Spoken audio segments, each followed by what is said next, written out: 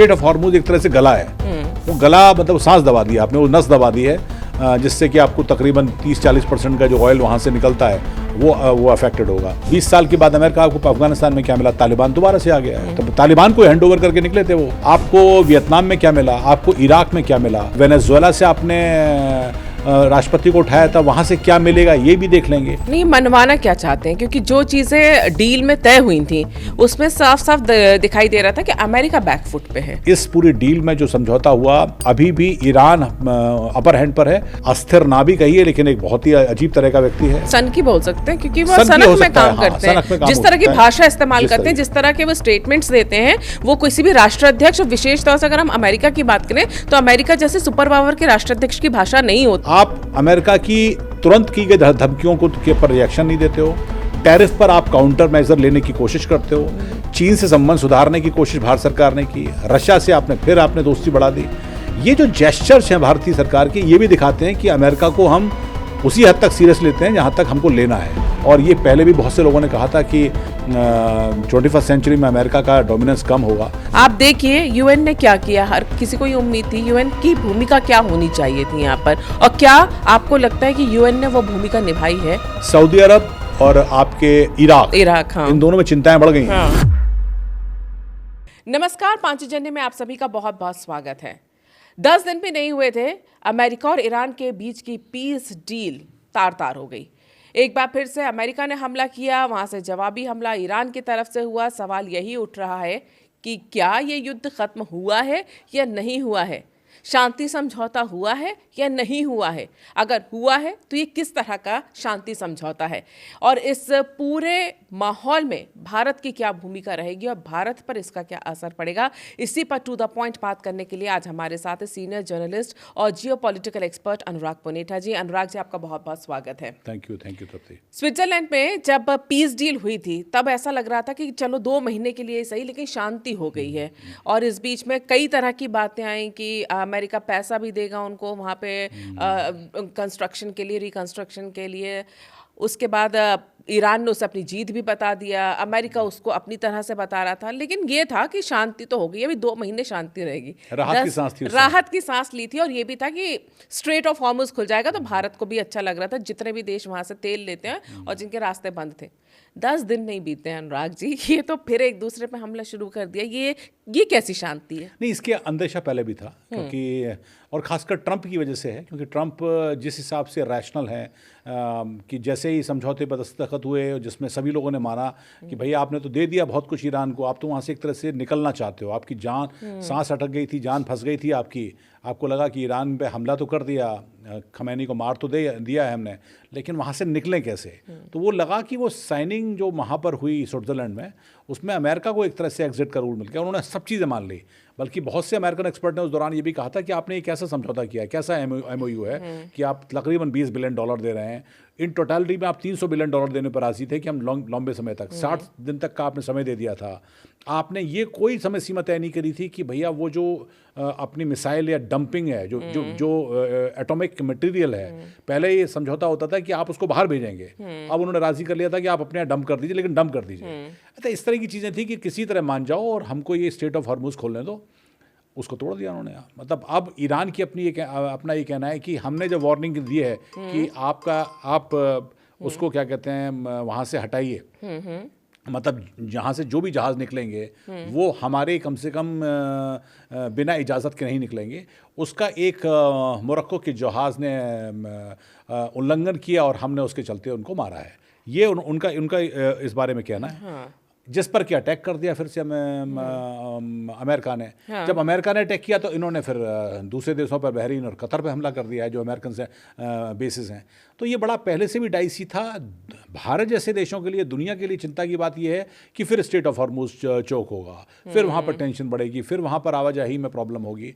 तो ये ट्रंप की अपनी मायोपिया है, बहुत लॉन्ग, मतलब शॉर्ट साइटेडनेस है जिसे कह सकते हैं, कि जिसके चलते ये आखिरकार ये देखने को मिल रहा है कि उन्होंने न पहले सोचा था कि हम अगर ईरान पर हमला करेंगे तो उसका क्या खामियाजा होगा, और आगे भी मुझे उम्मीद लगती नहीं। जिस तरह के बयान अभी भी उनके आए हैं, JD वांस के आए हैं या फिर खुद ट्रंप के आए हैं, फिर वो कह रहे हैं कि हम ख़त्म कर देंगे ईरान ने नहीं माना तो। ईरान ऐसे ख़त्म होगा इसमें लगता नहीं, ये फिर संकट के बादल हैं। नहीं, मनवाना क्या चाहते हैं? क्योंकि जो चीज़ें डील में तय हुई थी उसमें साफ साफ दिखाई दे रहा था कि अमेरिका बैकफुट पे है। आपने अगर अटैक किया है, ना तो आप रिजीम चेंज कर पाए वहाँ पर, ना आपने उनके यूरेनियम एनरिचमेंट प्रोग्राम को ख़त्म किया, और दूसरा आप तो वहाँ की सिविलाइजेशन ख़त्म करने की बातें कर रहे थे, तो आप सिर्फ शीर्ष नेता आपने गिरा दी, लेकिन नई वहाँ पर एक नेतृत्व खड़ा हो गया, वो भी मिनटों के अंदर खड़ा हो गया। आपने आखिरकार इससे हासिल क्या किया? अमेरिका को मिला क्या? और अब अगर शांति आप कर रहे हो, पीस डील कर रहे हो, उसके बाद दोबारा हमला कर रहे हो, तो फिर आप चाहते क्या हो? नहीं देखिए, चाहने पे तो अगर आप तृप्ति आप देखें तो अमेरिका को मिला क्या? अफगानिस्तान में क्या मिला? हाँ। 20 साल के बाद अमेरिका को अफगानिस्तान में क्या मिला? तालिबान दोबारा से आ गया है। तो तालिबान को हैंड ओवर करके निकले थे वो, 21 में निकले थे वहाँ से। आपको वियतनाम में क्या मिला? आपको इराक में क्या मिला? आपको अभी वेनेजुएला से आपने राष्ट्रपति को उठाया था, वहाँ से क्या मिलेगा ये भी देख लेंगे। तो मिलेगा कुछ नहीं, इस पर तो अमेरिका कभी जाता नहीं है। वो खाली एक तरह की मतलब अपनी हेजेमनी को रीअसर्ट करने वाली बात है। एक उस तरह की दादागिरी है जिसमें कि अमेरिका ये बताता है कि हम ताकतवर हैं, हम जैसा चाहेंगे कम से कम फौरी तौर पर, ज़मीनी तौर पर कुछ बदल देंगे। आपने खमेनेई को मार दिया क्योंकि वो किसी जगह पर थे वहाँ पर, ये उनके लिए बड़ी जीत है, लेकिन रिजीम चेंज हुई नहीं है। ईरान मान नहीं रहा है। ईरान ने पूरा हॉर्मुज को एक तरह से ब्लॉकेट किया हुआ है। पूरी यूएस मिलिट्री माइट, मतलब नेवी की सबसे बड़ी ताकत होने के बावजूद भी स्टेट ऑफ हॉर्मुज सुरक्षित अभी तक नहीं है। आप कितनी भी बात कर लीजिए अपनी, तो अमेरिका को उससे कुछ मिलेगा इसमें कोई दिक्कत वो नहीं है। अमेरिका में खुद ऑयल प्राइसेस इस दौरान बहुत बढ़ गए थे। ये अमेरिका में ट्रंप की पॉपुलैरिटी में गिरावट के संकेत भी हैं। धीमे से देखिएगा तो अगले साल से वहाँ पर फिर इलेक्शन चालू हो जाएंगे। इलेक्शन की जो प्राइमरीज़ हैं उसमें चालू हो जाएंगे। अमेरिका में जो कुछ हो रहा है, ट्रंप के विरोध बढ़ता जा रहा है। अभी एक मैं रिपोर्ट पढ़ रहा था कि पिछले तकरीबन 15 महीनों में उन्होंने 20 बड़े जनरल्स को बर्खास्त कर दिया है। जो उनकी बात नहीं मानता है वो उस तरह का व्यवहार करते ही हैं। भाषा उनकी बहुत रैशनल तो है ही है। मेलोनी ने जिस हिसाब से डांटा है वो हम सब दुनिया ने देखा ही है। तो ये कोई उनसे उम्मीद नहीं थी कि वो हासिल क्या करने गए थे। वो ये बताने गए थे कि ईरान में जो कुछ पिछले तकरीबन 20-30 सालों में किसी यूएस प्रेसिडेंट ने नहीं किया, देखिए मैंने कर दिखाया। मैंने हमला कर दिया वहाँ पर, मैंने वहाँ के राष्ट्रपति को मार दिया, वहाँ के सर्वोच्च नेता को मार दिया। तो ये वो करने के लिए गए थे। उनको उसी में हासिल कुछ हो गया होगा। एक शॉर्ट टर्म ईगो उनको सेटिस्फाई हुए होगा, वरना लॉन्ग टर्म में तो वो हारे हैं। कागजी तौर पर एक एग्जिट प्लान है वहाँ की अपनी साख बचाने के लिए। ईरान को जबकि गेन है उसमें, ये सभी मान के चल रहे हैं। जो आप दुनिया के जितने भी आप एनालिसिस को देखिए, वो ये मानते हैं कि इस पूरी डील में जो समझौता हुआ उसमें अभी भी ईरान अपर हैंड पर है। तो इससे अमेरिका तो किसी तरह जान बचाना ही चाहेगा इसमें। एक बात बताइए, जैसे कि आप हेजेमनी की बात कर रहे हैं, लेकिन इस पूरे युद्ध में अगर हम देखें जो इनका ऑपरेशन फ्यूरी चला है, इसमें हेजेमनी से ज़्यादा क्रेडिबिलिटी ख़राब हुई है अमेरिका की, just because of Donald Trump. जिस तरह की वो बातें करते हैं कि ऑपरेशन एपिक फ्यूरी मैंने चला दिया और ये कर दिया, अब मैंने पीस कर लिया, अब मैं फिर से अटैक कर रहा हूँ, जिस तरह की इमेज एक अमेरिका के राष्ट्रपति की निकल के आई है, मुझे नहीं लगता अमेरिका के इतिहास में कोई भी राष्ट्रपति इस तरह का निकल कर आया होगा जिसके अपने ही मित्र देशों के साथ इस तरह के तीखे संबंध हो गए हों, जो आपने मेलोनी का जिक्र किया। दूसरी बात जो आपने कही, हर देश अपने इतिहास से भी कुछ सीखता है। आपने वियतनाम की बात की, आपने अफगानिस्तान, इराक की बात की। इन सब में एक पैटर्न जो बहुत कॉमन है अमेरिका का, कि अमेरिका युद्ध में तो कूद जाता है, लेकिन कभी भी उसके पास उसका कोई एग्जिट प्लान नहीं होता। और यही गलती उसने फिर से की है ईरान के साथ। क्या अमेरिका अपनी गलतियों से नहीं सीखता? क्या वहाँ पर जो रणनीति बनाते हैं वो इस बात पर ध्यान नहीं देते? और लॉन्ग टर्म में अमेरिका को इसका क्या असर देखने को मिल सकता है? देखिए, दो तरह की बातें हैं जो अगर आप पूरे इतिहास को उठाकर देखेंगे तो रिपब्लिकन डेमोक्रेट्स ने लगभग अपनी फॉरेन पॉलिसी को एक तरह से ही चलाया है। कोई थोड़ा ज़्यादा सख्त रहा है, कोई थोड़ा कम सख्त रहा है, लेकिन उनकी अपनी फॉरेन पॉलिसी का एक एजेंडा अलग तरह से होता है। मेरा इसमें दूसरी बात है कि ट्रंप ने उसमें ज़्यादा नुकसान किया है। ट्रंप की जो आप क्रेडिबिलिटी की बात कर रही हैं, उससे एपिक फ्यूरी से कोई संबंध नहीं है। ट्रंप अपनी साख और पहले ही खो चुके हैं दुनिया के लोगों के अंदर। आज आप पूरी दुनिया में किसी भी देश में अगर पूछ लीजिए कि क्या आप ट्रंप की बात का भरोसा करते हैं, अगर वो आज ये कह रहे हैं कि ये फलां व्यक्ति बहुत महान है, तो वो व्यक्ति भी कहेगा जी मुझे भरोसा नहीं कि कल ही मेरे बारे में दोबारा ये बात कहेगा। मित्र देश उनके यूरोपीय यूनियन देख लीजिए आप, सबको बिल्कुल। तो ट्रंप आज क्या कह दें, कल को क्या कह दें, अपनी बात को किस तरह से वो अपनी बात को काट दें, इसमें कोई नहीं। तो ट्रंप की बात का तो कोई मतलब नहीं है। ट्रंप की क्रेडिबिलिटी और उसके चलते अमेरिका की क्रेडिबिलिटी बहुत डाउन हुई है। अब एक ऐसा व्यक्ति है जो कि एक तरह से दिमागी तौर पर आप उसको अस्थिर ना भी कहिए, लेकिन एक बहुत ही अजीब तरह का व्यक्ति है। सनकी बोल सकते हैं, क्योंकि वो सनकी सनक हो में सकता है, काम हाँ, करते सनक में हैं, काम जिस हो तरह की सकता है, भाषा इस्तेमाल जिस करते हैं, तरह जिस तरह के वो स्टेटमेंट्स देते हैं, वो किसी भी राष्ट्राध्यक्ष, और विशेष तौर से अगर हम अमेरिका की बात करें तो अमेरिका जैसे सुपर पावर के राष्ट्राध्यक्ष की भाषा नहीं होती, और वो कूटनीति की भाषा एटीट्यूड अलग नहीं होती होता। थी, हाँ, मतलब एक कर्टसी होती थी, एक नाइसिटीज होती थी। बल्कि एक जमाने में तो ये कहा जाता था कि डिप्लोमेटिक लैंग्वेज ही होती है कि आप ना भी इतने अच्छे से बोलिए कि वो हाँ लगे। यहाँ तो हाँ को वो भी ढंग से नहीं बोल पा रहे हैं। तो ट्रंप की अपनी इमेज का तो खैर आप छोड़ दीजिए, उसको तो दुनिया में कोई मानता भी नहीं है।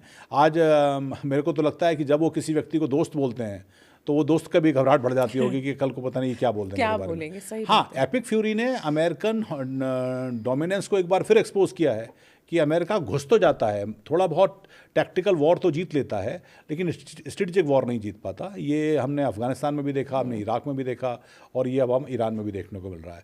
और इसका एक बड़ा वाइडर कॉन्सिक्वेंसेस होगा, क्योंकि वो अब चाहें तो चीन को कंटेन करने के लिए कर रहे हों, ईरान को करने के लिए कर रहे हों, या रशिया को करने के लिए, लेकिन अमेरिका की घटती हुई साख ही इस बात का है कि ट्रंप की हरकतों ने अमेरिका की साख को और गिराया है। एक एग्जाम्पल आप इसमें भारत का भी देखिए। भारत में प्राइम मिनिस्टर मोदी को लेकर बहुत कुछ बातें पिछले तकरीबन 1 साल में कही गई हैं, जब से कि ऑपरेशन सिंदूर हुआ, वो सो कॉल्ड मतलब इंटरफेरेंस हुआ ट्रंप की तरफ से कि मैंने सीज फायर करा दिया। उसमें फिर भारतीय विपक्ष ने प्राइम मिनिस्टर पे हमला बोला। लेकिन आप अगर देखें तो पिछले लगभग 4 सालों में, खासकर सेकंड टर्म में, प्राइम मिनिस्टर ने जिस हिसाब से और इस भारत सरकार ने जिस हिसाब से अमेरिकन प्रेशर को एक तरह से शील्ड किया है, रोका है, उसको काउंटर किया है, ये अपने आप में काबिल तारीफ है। मतलब ऐसा आमतौर पर देखने को नहीं मिलता। आप अमेरिका की तुरंत की गई धमकियों को के पर रिएक्शन नहीं देते हो, टैरिफ पर आप काउंटर मेजर लेने की कोशिश करते हो, चीन से संबंध सुधारने की कोशिश भारत सरकार ने की, रशिया से आपने दोस्ती बढ़ा दी। ये जो जेस्चर्स हैं भारतीय सरकार के, ये भी दिखाते हैं कि अमेरिका को हम उसी हद तक सीरियस लेते हैं जहाँ तक हमको लेना है, क्योंकि स्ट्रेटेजिक मामला है, डॉलराइजेशन है, हमको पेमेंट डॉलर में करने हैं।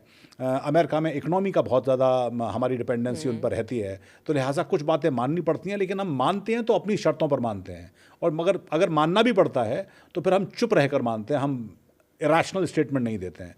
तो इंडिया भी एक बड़ा एग्जाम्पल है कि अमेरिका की दादागिरी को अच्छे से एक सभ्य तरीके से आईना दिखाते हुए दोस्ती को कायम रखना ये भारत ने भी दिखाया। तो अमेरिका का प्रभाव तो दुनिया में कम हुआ है, और ये पहले भी बहुत से लोगों ने कहा था कि 21वीं सेंचुरी में अमेरिका का डोमिनेंस कम होगा। सैनिक पावर उनके पास अभी भी है, लेकिन इंडो पैसिफिक में अब क्या होगा, उन्होंने इंडो पैसिफिक का नाम भी बदल दिया, इंडो हटा दिया। वो सब ये वो अजीब तरह का निर्णय है। और उस दिन हटाया जिस दिन प्राइम मिनिस्टर मोदी से वो मिल रहे थे। वो भी संकेत हो सकता है कि वो संकेत देना चाह रहे हों। क्या उनके मन में रहता है, क्या उनके दिमाग में रहता है, ज़बान पे कुछ और है, दिमाग में कुछ और है। तो ट्रंप को मुझे लगता है कि दुनिया सीरियसली नहीं लेती है। ये भी उनके लिए एक तरह का ऐसा बूबी ट्रैप होगा ईरान कि वो बमुश्किल निकलेंगे, वहाँ से भागते नजर आएंगे। जो दृश्य हमने संभवतः अफगानिस्तान में देखे थे कि अमेरिकन जहाज़ में लद कर लोग भागे थे अपने हथियार छोड़कर, कहीं ऐसा ना हो कि ईरान से भी अमेरिका को ऐसे भागना पड़े। देखिए, जिस तरह से हमने वियतनाम के टाइम पे देखा था, तो अमेरिका की जनता की अगर हम बात करें, वो नाराज़ हो गई थी, वो सड़कों पर उतरी थी कि हमें अब और सैनिकों की मौत नहीं चाहिए। वियतनाम में वो प्रेशर वहाँ पर बनना शुरू हुआ था। अफगानिस्तान में भी जब सैनिकों के शव जाते थे तो वहाँ पर आम जनता के अंदर वो प्रेशर बनना शुरू हुआ था कि भाई हम इस जंग में और अपने सैनिकों को शहीद नहीं कर सकते हैं। ऐसे में जब ये ज़बरदस्ती का थोपा हुआ ईरान के साथ, तो कोई डायरेक्ट इस तरह से कोई कॉन्फ्लिक्ट नहीं चल रहा था, ना ही ईरान ये बोल रहा था कि मैं अमेरिका आके उड़ा दूंगा, 9/11 जैसा कुछ कर दूंगा, ऐसा कुछ भी नहीं हुआ था। ये ज़बरदस्ती जो युद्ध में कूदा गया है, आम अमेरिकी इसको कैसे ले रहा होगा, क्योंकि अमेरिका फर्स्ट की नीति लेकर आप आए थे और अमेरिका को आपने जो है बस्ट कर दिया पूरी तरह से। एक तरह से देखा जाए, इकोनॉमी वहाँ की ख़राब हो रही है, महंगाई वहाँ पर बढ़ रही है। इस पूरे युद्ध से फ़ायदा अमेरिका को भी नहीं हो रहा है। आम जनता क्या वाकई में सड़कों पे उतरेगी या वो भी ट्रंप के जाने का लोकतांत्रिक तरीके से इंतजार कर रही है? देखिए, इसमें दो बातें हैं कि अमेरिकन सोसाइटी इस दौरान बहुत डिवाइडेड है। इमिग्रेशन के पॉलिसी को लेकर, मुस्लिम्स को लेकर, वहाँ पर डेमोक्रेट्स और रिपब्लिकन के बीच में खासकर जो इमिग्रेशन को लेकर, जो खासकर मैक्सिको से हुआ है, सीरिया से हो रहा है, और अफ्रीकन कंट्रीज से होता है, इसको लेकर अमेरिकन सोसाइटी बहुत डिवाइडेड है। तो लिहाजा वहाँ पर वाइट सुप्रीमेसी और जो नॉन वाइट्स हैं या फिर जो वाइट्स हैं खाली, उनके बीच में डिवीजन ज़्यादा है। इसको लेकर डायरेक्ट तो टसल नहीं दिखाई देता, लेकिन जो ट्रंप के सपोर्टर्स भी थे, निराशा उनमें भी है। एक यहाँ पे हाँ, ये जरूर एक हो सकता है क्योंकि वियतनाम में सैनिक मारे गए थे, है ना, अफगानिस्तान में उनके सैनिक बॉडी जो कहते हैं ना, बॉडी बैग्स नहीं आए हैं, तो शायद इसलिए भी अगर बॉडी बैग्स आते और वही होता है ना, ट्रूप्स ऑन ग्राउंड अगर वहाँ पे जाना पड़ता, वहाँ पे लड़ाई होती और तो स्थिति अलग होती, तो फिर मेरे ख्याल से ट्रंप के लिए अमेरिका के अंदर स्थिति अलग हो सकती थी। लेकिन अभी तो इकोनॉमिकल प्रेशर होगा क्योंकि अमेरिका में भी उसका असर देखने को मिला है। ये अगर और एस्केलेट होता है तो फिर असर आएगा दुनिया के देशों पर, तो फिर देखना पड़ेगा कि फिर बाकी देश कैसे रिएक्ट करते हैं, क्योंकि इसमें मिलना नुकसान दरअसल अमेरिका का या दुनिया का ही होना है। ईरान का नुकसान उतना नहीं होना है। ईरान तो इतने साल से झेल ही रहा था। ईरान के पास वो है ना, ना पाने को कुछ है ना खोने को कुछ है। नहीं, पाने को ही है, पाने को यही है, नथिंग टू लूज। वही वाली बात होगी, it has nothing to lose, क्योंकि जितना तबाह होना था वो हो चुके हैं और उनको ये भी पता है कि हम इस तबाही में भी जीत कर बाहर निकले हैं। हाँ बिल्कुल, वो लोग क्लेम कर रहे हैं। हाँ, वो क्लेम कर रहे हैं और वो दिखाई भी दे रहा है। आपको क्या लगता है ये जो पूरे सिनेरियो बन रहे हैं कब तक? क्योंकि एक हमने रशिया और यूक्रेन देखा है जो आज तक नहीं थम रहा है, और एक हम ये देख रहे हैं रशिया और यूक्रेन का मामला दूसरा है। हाँ। देखिए, रशिया और यूक्रेन की युद्ध को आप ये मानिए कि यूक्रेन को सपोर्ट पूरा का पूरा यूएस और यूएन ने किया, हाँ, पूरा नेटो ने किया हुआ है। मतलब वो नेटो एक तरह से एक इनकॉग्निटो वॉर लड़ रहा है, छुप के लड़ रहा है। वो सैनिक भले ही यूक्रेन के हों, लेकिन वो हथियार पूरा यूरोप, और दूसरा उसका पूरी दुनिया की अर्थव्यवस्था पे असर नहीं हो रहा है, और उसका पूरा असर नहीं, यूरोप पे असर हो रहा है या चुनिंदा जगहों पे हो रहा है। वो कुछ प्राइसेस फ्लक्चुएट हुए हैं, लेकिन ऑयल प्राइसेस का नहीं हुआ। प्रॉब्लम यहाँ पर ये है कि यहाँ पर जहाँ युद्ध हो रहा है, स्ट्रेट ऑफ हॉर्मुज एक तरह से गला है। वो गला मतलब सांस दबा दिया आपने, वो नस दबा दी है, जिससे कि आपको तकरीबन 30-40% का जो ऑयल वहाँ से निकलता है वो अफेक्टेड होगा। मार्च में जब ये हुआ था तब से लेकर तो आपने कुछ कोशिश कर ली कि भारत सरकार ने खासकर कोशिश किया था कि एलपीजी के प्राइसेस कम ना हो, मतलब ज़्यादा ना बढ़ें, ऑयल के प्राइसेस ज़्यादा ना बढ़ें, सप्लाई चेन टूटे नहीं। लेकिन कल को ये लंबा खिंचता है तो फिर प्रॉब्लम आएगी। कब तक आदमी इस तरह से काम करेगा? तो इस पर ये कोई भी प्रेडिक्ट नहीं कर सकता दुनिया में कि ये युद्ध कब तक चलेगा। सेंसिबिलिटीज़ मुझे लगता है कि अमेरिका को दिखानी होंगी कि वो किसी तरह से रोके। बमों और हवाई जहाज़ के हमलों से तो नहीं रोकने वाला है। एक और संस्था है जिसका इस पूरे युद्ध के दौरान क्रेडिबिलिटी ख़त्म हो गई, प्रासंगिकता ख़त्म हो गई, वो है यूएन।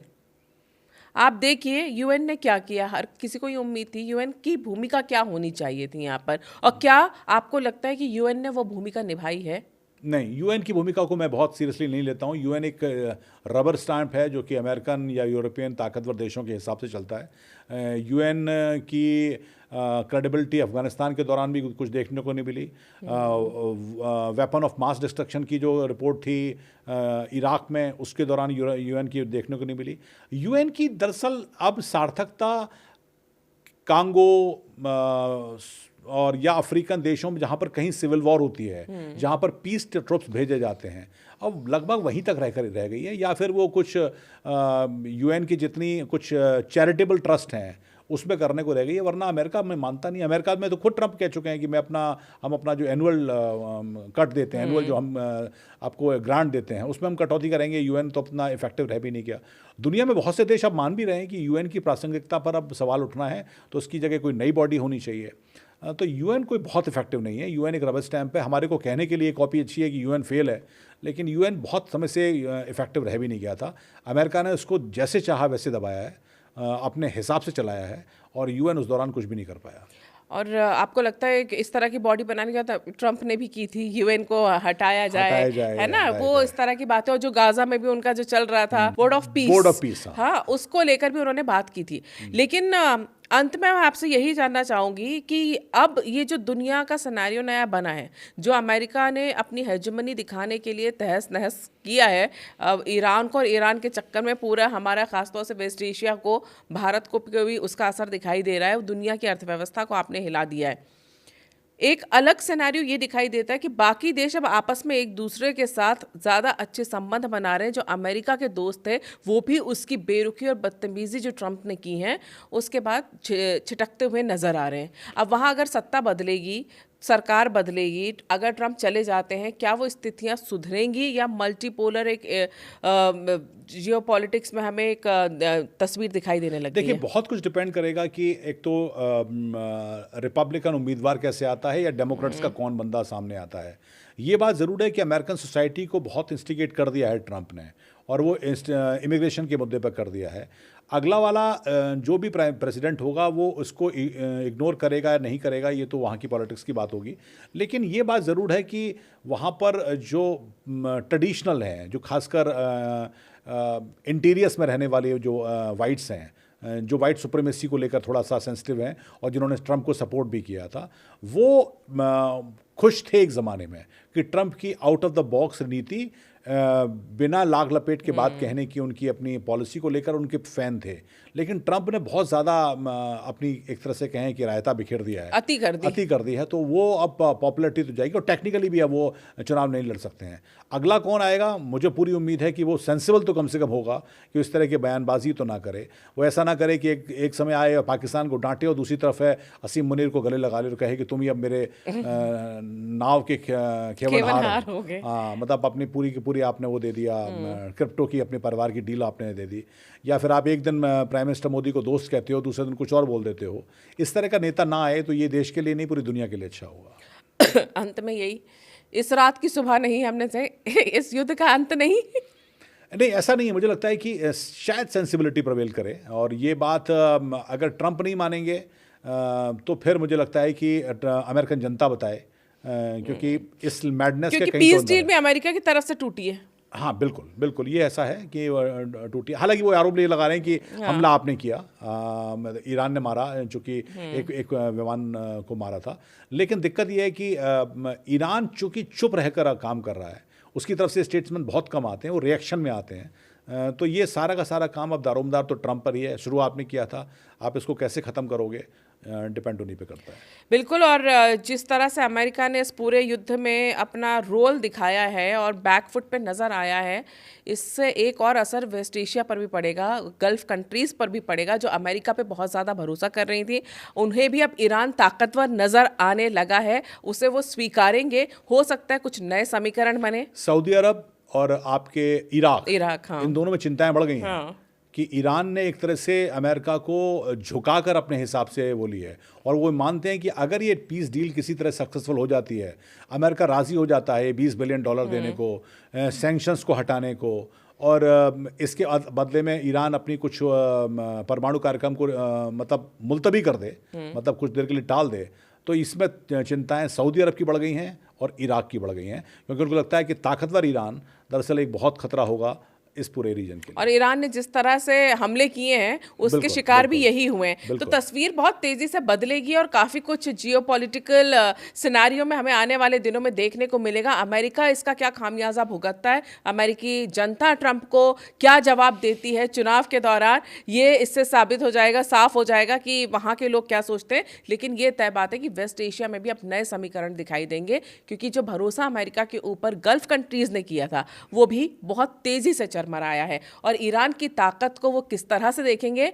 इससे कौन से समीकरण बनेंगे, ये देखना बहुत दिलचस्प होगा। अनुराग, आप आए, आपने बातचीत की, इसके लिए आपका बहुत बहुत धन्यवाद। थैंक यू तुर्दे। अगर आपको ये चर्चा पसंद आई है तो इसे लाइक करें, शेयर करें और चैनल को सब्सक्राइब जरूर करें। नमस्कार।